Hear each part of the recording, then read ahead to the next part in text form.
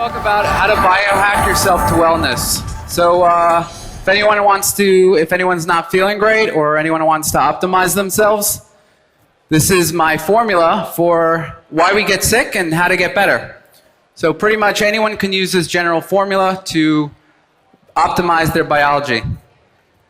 So about me a bit, I'm the founder and CEO of selfhack.com and selfdecode.com. Selfhack.com is last month is the largest biohacking blog. We surpassed the previous head. So we get currently 1 million people a month, and we're growing quite fast. We're actually one of the fastest growing health websites in general. I've had over 1,000 clients, and based on me biohacking myself to wellness and the experience that I had with clients, I was able to figure out quite a lot, and plus the amount of research that I've done. So I had to biohack myself quite a bit. I was functionally illiterate at the age of 20, and I had a myriad of health issues like fatigue, insomnia, mood issues, gut problems, you name it, even joint pain. And I'm going to give you guys the tools to figure out why you might not be operating at peak performance and how to fix yourself. So I have what I call the Big 8. This is the 8 big reasons why people are not doing optimally. And some of them are pretty obvious, but I think what you need to realize is the emphasis is what matters. And I think people often will emphasize one aspect of one of these things. So some people might, focus on the diet and one little thing of the diet, how much butter am I drinking or whatever. But I think you need to, I think everyone is affected based on your genes by one of these Big 8. And the Big 8 are a diet that's unsuitable for your biology, sleep deficit, lack of sun and light, disturbed circadian rhythms, excess stress and unhappiness, lack of natural stressors, and the last 2 are toxins and infections or injuries. And so if you want to try to figure out how to get better, you have to figure out when you got sick, what happened right before you got sick. Did you have a lot of stress? Were you not having sun or light for 6 months? So, the studies show that, if in northern countries, like let's say the UK, if you don't get sun, the heart attack rate goes up tremendously in the beginning of the spring. Why? Because people have basically not had any sun for 6 months, and you need sun for nitric oxide to increase blood flow. So these are the Big 8. I'm going to focus on circadian rhythms and light because I think those are the 2 most underspoken about in the biohacking community, although some people do focus on it a bit now. So in terms of diet, the rule of thumb is simply like this. If you have an autoimmune issue or you have food sensitivities, then you're going to do well with a paleo diet. All you need to do is see who's in the paleo community. In general, it's people with autoimmune problems or food sensitivities, and they naturally gravitate to things that are going to help them. And that's like a paleo kind of diet. I have my own version of it, but essentially that's what you're going to do if you have autoimmune issues. Now, if you're predisposed to cancer, more Mediterranean type of diet is going to help because the more plants you include, the more you stimulate your immune system, and you want to do that to prevent cancer. But if you have an autoimmune issue, you don't want to stimulate your immune system too much. You want to dampen it. And so my immune system is naturally very overactive, and I realized that I had to take all the supplements that dampened my immune system, which is probably only a third of them, actually. Most supplements will stimulate your immune system.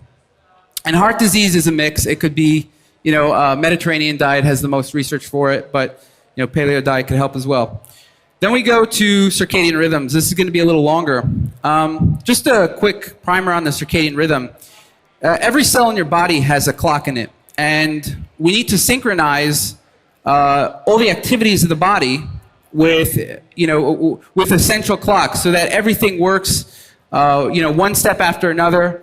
And it's quite an intricate system, but it's extremely important that your body work in a certain way, because what you need when you're awake and you want to function optimally, you want to use your brain, is you're going to need different hormones, different receptors, or different neurotransmitters than when you're sleeping. So it's important that you have a good rhythm, a very robust rhythm, to be awake in the day and tired at night. So if you're wired but tired, that usually is a sign that your circadian rhythm is a bit off. And so, although the circadian rhythm is built in and self-sustained, you do need to entrain it. And the best way to do that is through light and some external cues called Zeitgebers. The three most important are light, temperature, and redox cycles, which is mainly like metabolism. When you eat, that is when certain redox processes take place. And there's basically a delay of 15 minutes unless you reset it every day. And so in this chart, you could see that we have the highest alertness at 10 a.m., the best coordination at 2:30, the greatest cardiovascular efficiency and muscle strength at 5 o'clock. And this is quite important because actually there's different, not only is there different things where your body is functioning in different ways, at 2 a.m. you're going to get the deepest sleep. So if you're up at 2 a.m., that's probably not a good idea. You basically miss the deepest sleep that you would get. And basically there's, heart attacks and strokes often occur in the morning, and that might have to do with blood pressure. Your blood pressure has a spike in the morning. And so this is not kind of like theoretical. There's actually a lot of practical instances where there's different diseases will occur at different times. And so asthma attacks get worse or more deadly between 11 p.m. and 3 a.m. Epileptic seizures peak in the late afternoon. And the immune system is most overactive in the morning. So what I notice, and with my biohacking, I've noticed that if I eat something that I'm going to get inflammation from, I notice I get a bigger reaction if I eat it in the morning rather than if I eat it in the evening. So that's a practical kind of biohack that if I will eat something that's going to negatively affect me, I'm going to eat it in the evening so that my immune system doesn't respond as much to it. Now, again, if your immune system is more geared towards getting asthma, then you might want to be careful about something maybe later in the evening between 11 p.m. and 3 a.m. And if you have reflux, stomach acid peaks at 10 p.m. to 2 a.m., so don't have a big meal at night. These are some common sense things. And this is another kind of, picture of what's going on. You have like different hormones that are peaking at different times of the day. You see insulin is going to peak at about 3 p.m. That's when so what I suggest is that if people eat carbs, they should eat it at night, because then there's actually a lot of reasons. One of the reasons is because you have insulin and you're going to be most glucose tolerant at that time. So it's very important that you eat carbs, and I'd say fat as well at night. I'll go into that a little later. So here's some facts about the circadian rhythm. Up to 90% of your genes are controlled by this biological rhythm. With that, you got to let that sink in a bit, because basically, people talk about epigenetics, how to do this, how to do that. Here's a biohack for epigenetics. The circadian rhythm is your epigenetics. These clock genes are basically controlling almost all, like the vast majority of your genes. They're changing the expression throughout the day. And if your rhythm is not robust, then that expression is going to be more flat. So when you're supposed to be more awake in the day and more tired at night, you're going to be less tired at night and more sleepy in the day. And so it's very important. When you talk about epigenetics, it's really a circadian issue. And so the clock genes actually very powerfully control SIRT1, which is that anti-aging mechanism, and it's very powerful in epigenetics. There was actually a Nobel Prize in medicine. The most recent one was awarded for researchers in the circadian genes. And they suspect that many of the failed drugs are a result of giving them at a different time of the day. At different times of the day, they could be more or less toxic. They can have different effects. So it's been underappreciated in the research for a long time. It's being appreciated a lot more. And Just an interesting fact as well, best time for working memory tasks tend to be in the midday, and I think that's probably accurate for myself.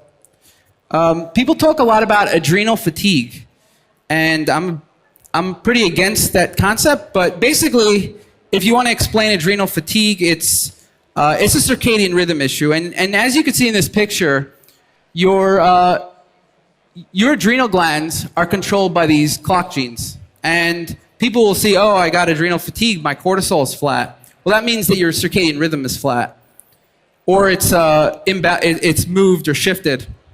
And so then we have to ask about how are we going to entrain the circadian rhythm? Here are the things that you need to entrain it: light, eating schedules, temperature, movement, social interaction, sex, stress, exercise, and other physical activities. Drugs can change your circadian rhythm, and music. Okay. All right. So just two things, like, for example, if you exercise in combination with light exposure, you're going to help entrain your circadian rhythm even more because of cyclic AMP and some other things. And there was a researcher who I did a podcast with. He won the Ig Nobel Prize for figuring out that Viagra helps you reset your circadian rhythm when combined with light. So here are the factors that influence the factors of light the factors of light that influence the rhythm. So there's the light timing. If you do it earlier in the day, you're going to advance your rhythm. You're going to wake up earlier the next day. The exposure length. So it's better to be exposed for longer if you want to entrain it. So instead of staying out for a minute, try to stay out for a half hour. The intensity. So being outside is going to be the pretty much most intense kind of light that you're going to get. And the color and wavelength. So blue and higher wavelengths are going to, the blue spectrum is going to be the most powerful. Now, here are just to get an idea of the different levels of light that we've been exposed to evolutionarily. The most light that you would have ever been exposed to at night is 1 lux. And now, if you, like a family living room lights are 50 lux. So if you go to the bathroom in the middle of the night, you basically disrupt your circadian rhythm massively unless you're wearing blue blocking glasses. And on the other hand, we're not getting enough light in the day. So the full daylight is up to 25,000 lux, or direct sunlight is up to 100,000 lux. And we're getting, in an office lighting, 320 to 500. So we're not getting enough light in the day and too much light at night. So here are some things that I notice with my circadian rhythm. If I eat something that I'm sensitive to in the morning, like I said, it gives me more inflammation. Between 1 and 3, I notice I slow down a bit, and there's a reason for that I'll get to. From 4 to 6 p.m. every day, I have a surge of physical energy that I notice, and that's when you have the greatest cardiovascular efficiency, and your body is ready to be primed. I guess evolutionarily, this is the time where it's like, okay, we need a hunt for dinner or something. And from 8:30 to 10:30, I start getting sleepy actually a bit. And if I power through that, then I get very awake until 1 a.m. or something, or 2 a.m. And so those are some important things I noticed with my rhythm. So how did we evolve? We were outside most of the day pretty much. We were farmers, hunter-gatherers, or whatever we were. We were pretty much outside most of the day. We did not have any artificial light at night. That's a recent technology. We ate, got sun, and exercised during the day. And that ties into the redox, because these things are going to increase metabolism in the day. You do not want to increase your metabolism at night. No one stayed up after dark. Now it's very popular to do all the socializing at night. And it got cooler at night. Now we're able to regulate the temperatures very well. So we wear very warm blankets, and that's generally not a good idea. You want to be a little cool at night. And so, now some people will even go to the gym at night and things like that. We have less light in the day. We're in offices indoors, and we have more light at night. Light bulb screens, computer screens, phones. We have more stress at night. The temperature consistency, thick covers, eating before bed, which is a big one. So when you eat before bed, you increase your metabolism, and your body wants to decrease its metabolism at night. So in the morning, you want to increase your metabolism. You do not want to do intermittent fasting and fast in the morning. That is a very big circadian no-no. People are preaching that, and it's a very big problem because you want to eat as much protein as you can in the day, and you do your intermittent fasting at night. That's why it's important to understand the mechanisms of why people get sick or what's going on in the body, because then you could know how to biohack these things. And so intermittent fasting is a big no-no if you're doing it in the daytime. You want to increase your metabolism as much as possible, so eat a lot of protein in the day, and then if you want to, you could stop eating at 6 and then intermittently fast until the next day. And then, we have less movement in the day. We're sitting all day and things like that. So this is New York City, where I came from. Here, this is not a comprehensive list, but the research actually, there's a growing amount of research with what can happen when you disrupt your circadian rhythm. A lot of it is in shift workers. So cognitive dysfunction, fatigue, cancer, obesity, diabetes, autoimmunity. Basically, every disease is going to have every chronic disease is going to have some circadian component. Gut problems, heart disease, psychiatric disorders, insomnia, anxiety, depression. And so what's my circadian protocol? Upon awakening, you want to get outside first thing in the morning for 15 minutes at least. You want to eat a protein-rich meal soon after awakening. And you want to be outside as long as you can, right? So I actually moved to Southern California because for me, I can be outside all day. The weather's perfect all year. If you're in Finland, I'll get to that a bit, but yeah, basically you're going to have to do some serious biohacks. So starting at 7 p.m., I cut out blue and green light often. At night, I wear red glasses, blue blocking glasses, F-Lux, and then I dim the lights to the lowest setting because, again, people just think like, oh, okay, the spectrum matters, but also the intensity matters. So if you get rid of all the blue, but you make the lights very bright, it's going to keep you up. So even red light. And then I try to use a sleep mask just to be in dark. Now, you need to, some of the big mistakes that people make are not getting enough calories in the day, and if you don't increase your metabolism enough in the day, you're not going to sleep as well at night. You want to eat more protein in the day, more carbs and fat at night. You want to go to bed at 9 p.m. or 10 p.m. instead of midnight. And then you want to be comfortably cool at night. You want to exercise daily before 6 p.m.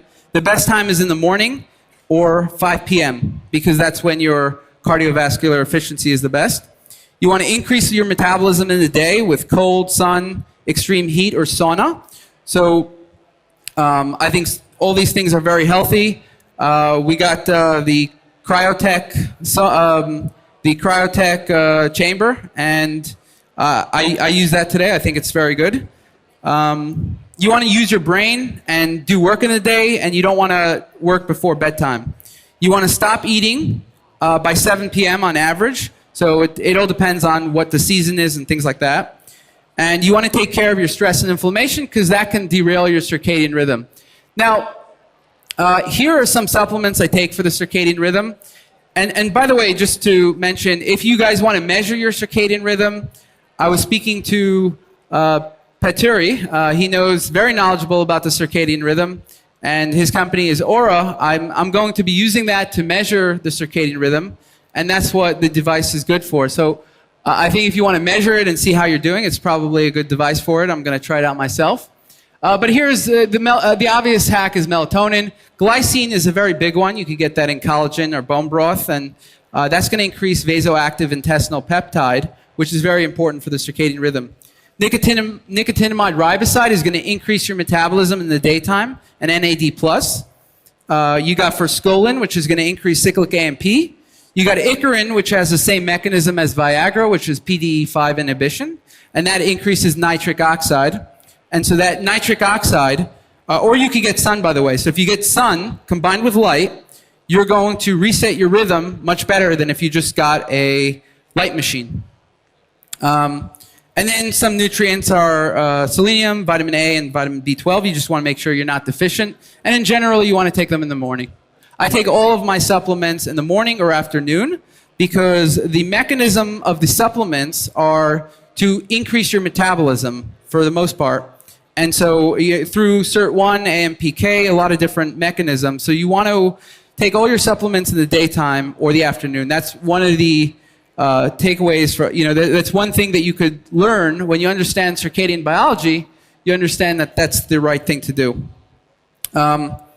And another thing, I'm not going to talk much about it, is sleep debt. And there's a lot of reasons why we have sleep debt. We're the only mammals willing to delay sleep. The circadian issues conflict with it. Basically, all of the big eight that I talk about, they all correlate with something else. It's kind of like this interconnected web. And so if you're not getting enough sleep, or that could be a circadian issue, or it could be any other the big eight. You could have stress. You could have inflammation. Light at night has an alerting effect, and that can cause less sleep. It causes a sleep debt, stress, alarm clocks, working and partying late. There's a lot of things that sleep does. It detoxifies the body. It's important for hormones, cellular recycling or autophagy, and brain function, like increasing BDNF and metabolism. Sleep debt will cause immune system problems, obesity, cognitive dysfunction, imbalanced hormones. Heart attack risk increased by 45% in adults who slept less than 5 hours. Now, I'm just going to go a little into this sleep regulation. There's basically two factors that determine how sleepy you get. Two big factors. One is the adenosine buildup, and that's kind of called the sleep pressure. It's the sleep homeostasis theory, which is, as the metabolism goes on, the day goes on, you build a sleep pressure, and then opposing that is the circadian main clock in the brain. The main organ in the brain for it is the suprachiasmatic nucleus. So you can see that light goes through the eye.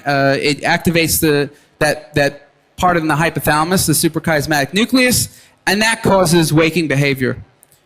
Now, you can see here that, on the top, you see that the sleep homeostatic drive, which is basically that, adenosine and metabolism, as it builds up during the day, it's going to make you more sleepy.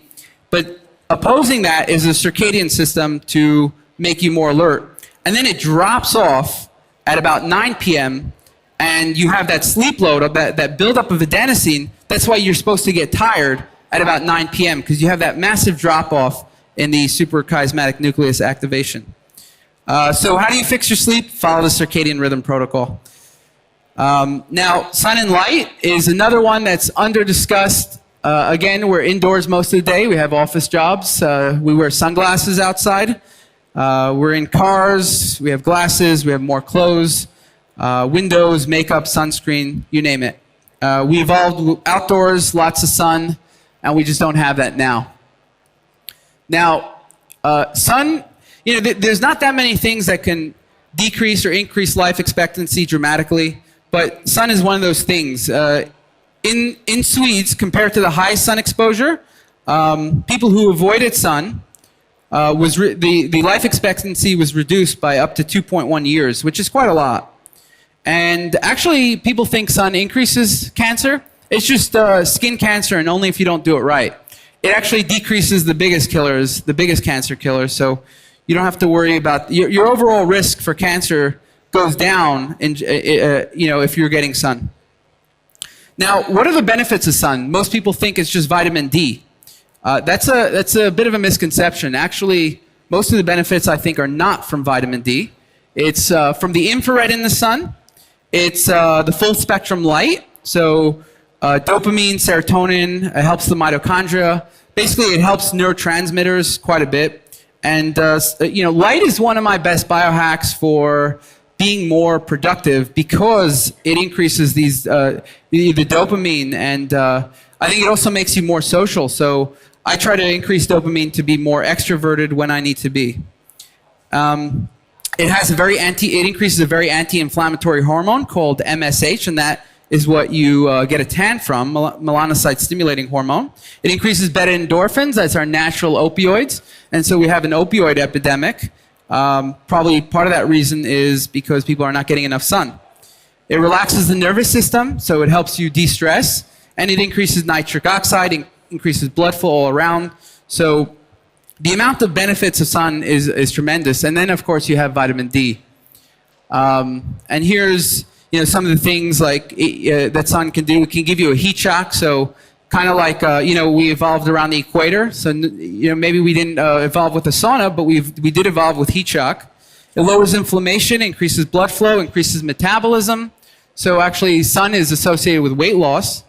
It's antimicrobial, so sun irradiates your blood. It pools the blood from your whole body towards the skin and irradiates it. So there's what's called UV blood irradiation therapy, and you can get it for free by going outside.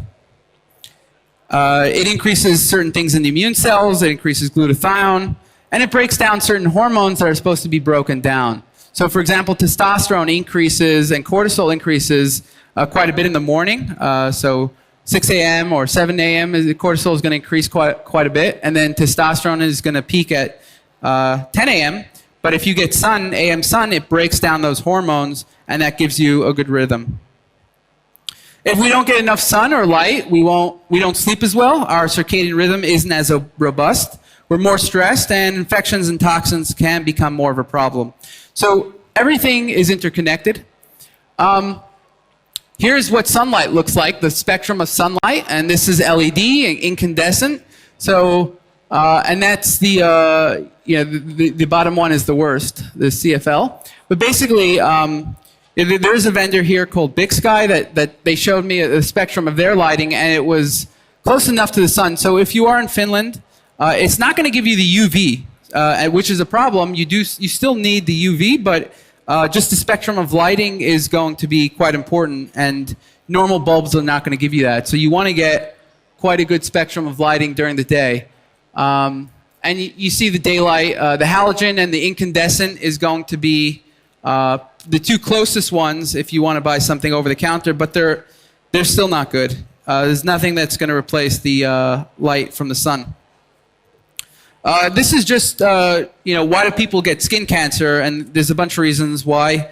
It's too much sun exposure in a condensed period, so people are only getting in one place. They're not eating enough vegetables, so the more sun you get, the more vegetables you need to protect yourself from the sun. There's actually a good synergy between vegetables and sun. And if you're not getting sun, you probably need less vegetables. Not building up gradually, so people go on a vacation and get 10 hours of sun in a shot. Circadian rhythm dysfunction, which actually protects you from the sun. With the rhythm, it increases the genes that will protect you from the sun. Lower redox, which is basically from an unhealthy lifestyle and diet. Showering too much, you could remove the oils from your skin. Not spreading out sun exposure in the body. Not enough DHA or water.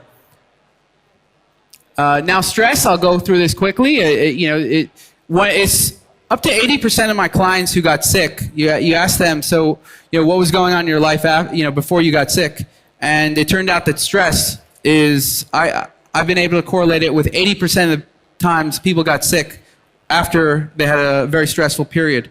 And so why is it bad? It lowers immune function, increases inflammation, it disrupts your sleep, disrupts your circadian rhythm, causes gut problems, including gut microbiome dysfunction, imbalances neurotransmitters, decreases blood flow, and it decreases some good hormones and increases some bad hormones. So natural stressors is the sixth one, and basically this is how do we evolved with natural stressors. That includes plants, variable temperature, exercise, things like that. The solution, there's a lot of them that you could do. There's exercise, cold, sun, phytonutrients, sauna. These are all kinds of natural stressors that if you don't get enough of them, then you're going to get some issues down the road.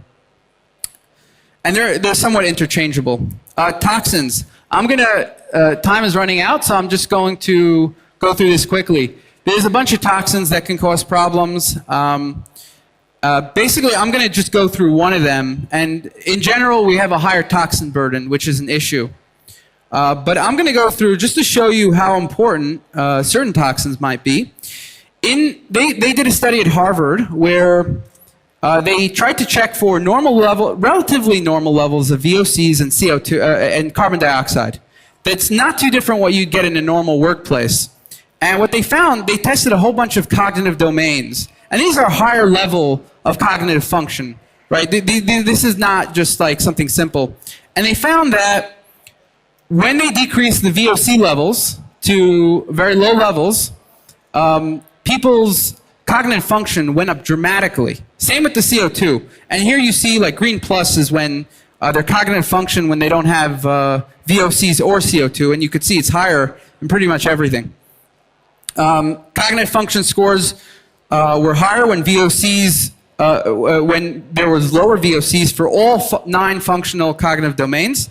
On average, cognitive scores were 61% higher on low VOC days, and 101% higher on low VOC days and low carbon dioxide days. So people's cognitive function was pretty much double of what it would have been when they took down the VOC and carbon dioxide levels. And VOCs are in pretty much every office building, but and the largest effects were actually for the things that are indicators of higher level cognitive function and decision making, which is important. So basically, what do you do about this? You basically open your windows. And it's easier to do that in Southern California, not as easy in Finland. But I think it's very important to keep your windows open. It's actually one of my best biohacks. Wherever I am, open the windows. Feels fresh, I feel better, I notice my cognitive function is better, and this is supported by studies. So how do I live my life? It's not that complex. I eat more of a paleo diet because of my immune system. I focus on eating meals in the day. I'm outdoors a lot. I reduce or cut out light and food at night. I'm big into stress reduction. I keep my windows open. I try to avoid germs and toxins as much as possible. And I sleep as much as possible, and I include some stressors in my life. And that concludes the talk. So you can visit selfhack.com/Finland for a free gift and a copy of the slides. Thank you very much.